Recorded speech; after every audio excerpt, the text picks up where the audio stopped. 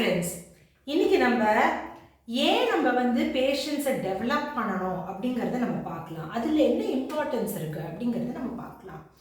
So patience அப்படிங்கிறதுனா எல்லாருக்குமே தெரியும். பொறுமை நம்ம எல்லாத்துலேயும் நம்மளுக்கு தேவை.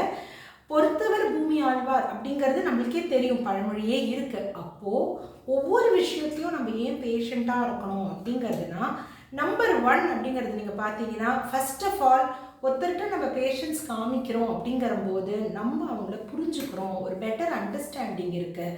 ஸோ ஒரு பெட்டர் அண்டர்ஸ்டாண்டிங் இருக்கும்போது கண்டிப்பாக ஒரு நல்ல ஒரு ட்ரஸ்ட் இருக்கும். அது மட்டும் இல்லாமல் அந்த ரிலேஷன்ஷிப் வளர்கிறதுக்கு நம்ம வந்து ஒரு பதப்படுத்தி அதுக்கு ஒரு டைம் கொடுக்குறோம் அப்படிங்கிற மாதிரி இருக்கும். ஸோ இந்த மாதிரி பேஷன்ஸோடு நம்ம மற்றவங்களோட பழகும் போது நம்மளோட சோஷியல் லைஃப் நீங்கள் பார்த்தீங்கன்னா நல்லாயிருக்கும். இன்றைக்கி காலகட்டத்தில் நீங்கள் பார்த்தீங்கன்னா people skills, communication skills, social skills, இது எல்லாம் தான் ரொம்ப ரொம்ப இம்பார்ட்டண்ட்டாக இருக்குது வாழ்க்கையில். நிறைய பேருக்கு பேசணும்னா எப்படி பேசணும்னு தெரியல, எப்படி பழகணும்னு தெரியல, மற்றவங்கள்ட்ட என்ன பண்ணணுங்கிறது தெரியல, எப்படி நம்ம வந்து எல்லாரோடையும் சந்தோஷமாக இருக்கணும், வாழணும் அப்படிங்கிறதும் தெரியல. ஏன்னா பொறுமை கிடையாது. பொறுமை இல்லாத போது எது இருந்தாலும் சிறு சிறுன்னு விடுறது. அது மட்டும் இல்லாமல் எதுவுமே ஒரு கருணையோட பார்க்குறது இல்லை, ஒரு எம்பத்தி அப்படிங்கிறது இல்லவே இல்லை.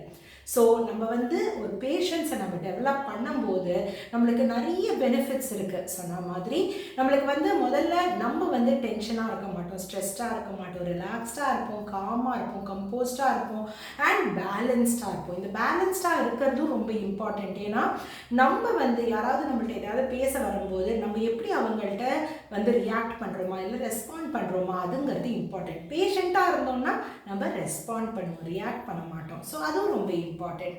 அடுத்தது பேஷண்ட்டாக இருந்தோம் அப்படிங்கிறதுனா நம்ம போடுற எஃபர்ட்டுக்கு கண்டிப்பாக ஒரு நல்ல ஒரு ஹோப் இருக்கும், ஒரு பாசிட்டிவ் மைண்ட் செட்டோடு நம்ம இருப்போம்.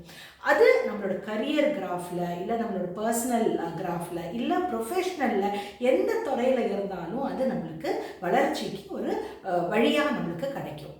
ஸோ பேஷன்ஸ் அப்படிங்கிறது இது ரொம்ப ஈஸி சொல்கிறதுக்கு, டெவலப் பண்ணுறது கொஞ்சம் கஷ்டம்தான் ஒத்துக்கிறேன்.